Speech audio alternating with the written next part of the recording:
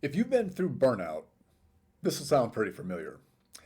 You're not dumb, you're not slower, you're not losing your intelligence, but something just feels off. Decision making takes more effort. Your thinking feels heavier and slower. You second guess calls you used to make instantly, and your brain gets tired before your body does. This isn't a mindset problem, and it's not aging. It's a physiological focus problem that shows up after burnout, not before it. And here's what most high performers don't realize: burnout doesn't just drain energy, it reprograms how your brain reallocates resources. The first thing it pulls power away from is your prefrontal cortex. Your prefrontal cortex is the part of your brain responsible for strategic thinking, judgment, impulse control, decision making under pressure, and long term planning. It's basically the CEO of your brain, and it's incredibly energy expensive. When your system is under chronic stress for long enough, your body makes a quiet decision. It starts conserving energy, not by slowing your heart or shutting you down completely, but by downshifting higher order cognition.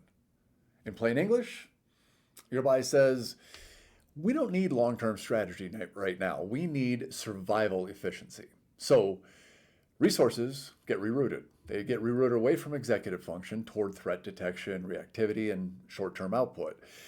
You're still productive, still capable, still functional, but your edge is dulled.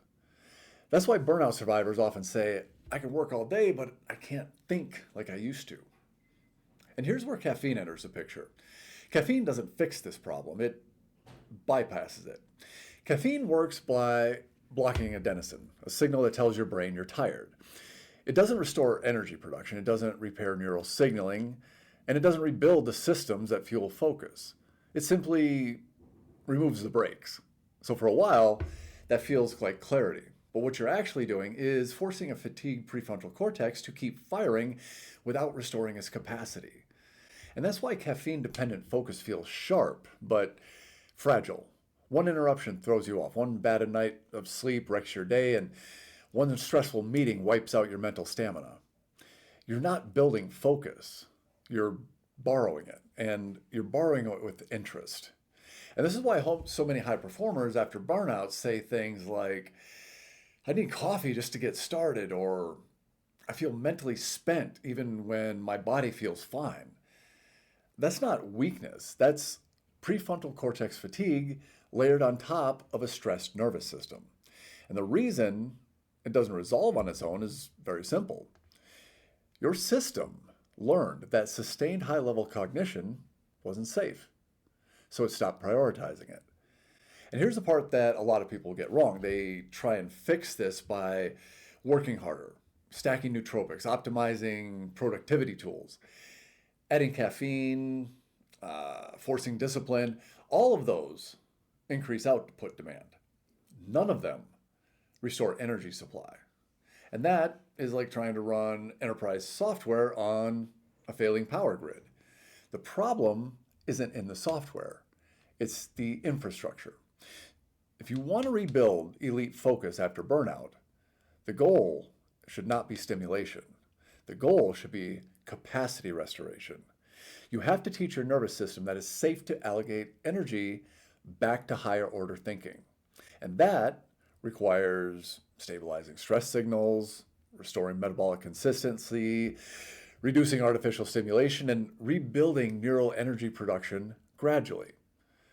We're not looking for hacks. We're not looking for more hustle. We're not trying to willpower our way through this. But before we talk how to do that, there's one more critical piece we need to address. Why dopamine dysregulation keeps burned out high performers trapped in cycles of stimulation, distraction, and mental fatigue, even when they feel motivated. Because until you understand that loop, focus recovery will always feel unstable. And that's what I'm going to unpack a little bit next. If prefrontal cortex fatigue explains why focus drops after burnout, dopamine explains why it doesn't come back smoothly. And this is where a lot of high performers will get stuck. They feel motivated again. They feel driven again. They feel ambitious again. But their focus is inconsistent. One sharp moment, scattered the next. Locked in for an hour, mentally fried right after. This isn't a character flaw or anything like that. It is simply dopamine dysregulation. And dopamine is not the pleasure chemical. That's a very lazy explanation. Dopamine is the signal that something is worth paying attention to. Dopamine is what drives focus, it drives anticipation, it drives decision making. It also drives sustained effort. In a healthy system, dopamine rises in response to meaningful challenge and it falls during recovery. In a burned out system, that rhythm breaks. Chronic stress and burnout do two things to dopamine signaling. First, they blunt baseline dopamine sensitivity. Your brain becomes less responsive to normal signals. That means normal tasks feel dull. Sustained focus feels much more difficult, and motivation requires more stimulation. Second, burnout trains your brain to seek fast dopamine hits. Email, notifications, caffeine, sugar, scrolling, quick wins. And this isn't because you're undisciplined, but it's because your brain is trying to compensate for a weakened signal. Here's the problem. Fast dopamine hits don't restore focus. They actually do the opposite. They fragment it. Every spike creates a crash. Every crash creates the urge for another spike. And that prefrontal cortex, well, that hates volatility. It thrives on stable energy and predictable signaling.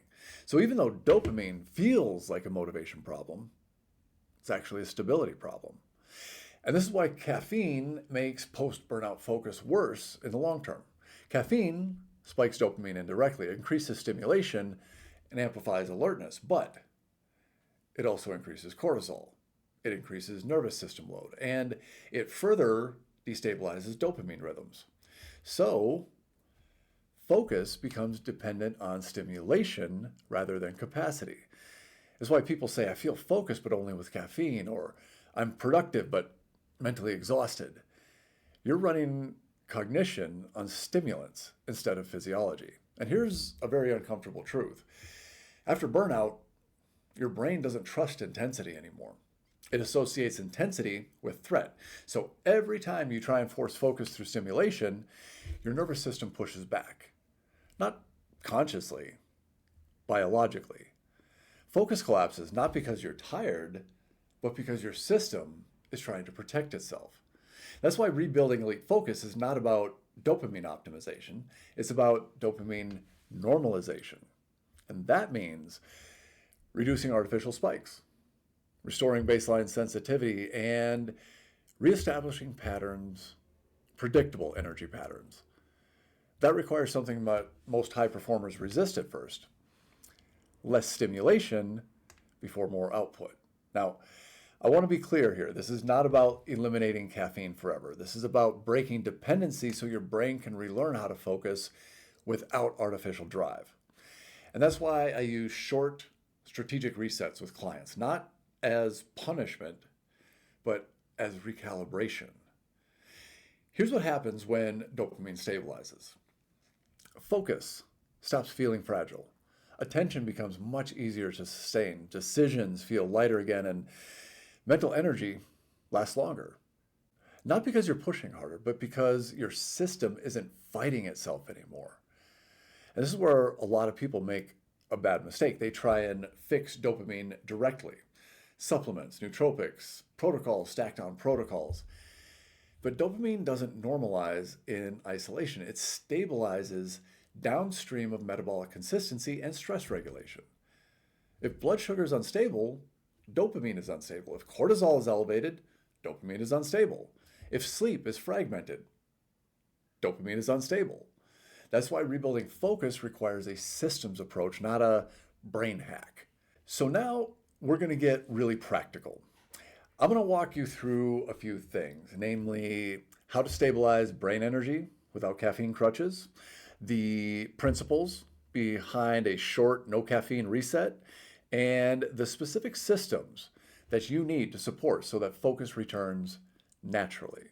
Not by forcing clarity, but by making clarity affordable again.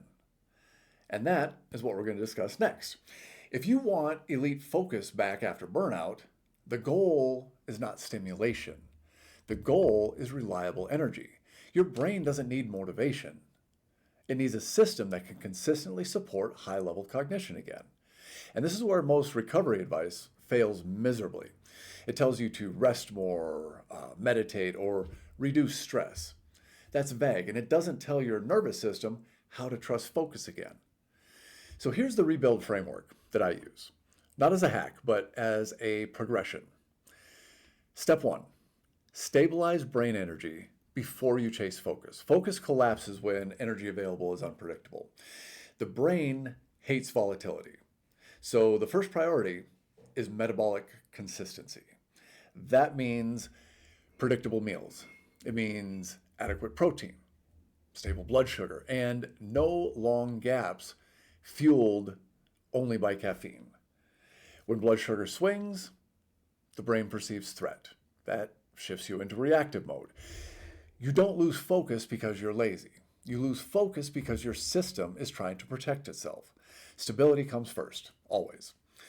Step 2, remove stimulant dependence, not stimulation entirely. And this is where a lot of people get it wrong. Again, they hear no caffeine and think it's some sort of punishment. It's not punishment. A short caffeine reset is not about suffering. It's about resetting baseline sensitivity. When caffeine is constant, your nervous system never experiences true signal clarity. Everything becomes noise. During a short reset, a few things happen. Adenosine signaling normalizes. Dopamine sensitivity improves. Cortisol output calms down a bit. And mental fatigue becomes honest instead of masked. I don't recommend cold turkey for everyone. Even reducing intake and delaying caffeine until later in the day can change how your brain feels within a week. Not sharper, just quieter. And quiet is where real focus lives. Step 3, rebuild focus through low load, high quality output. After burnout, your system doesn't trust long stretches of intensity.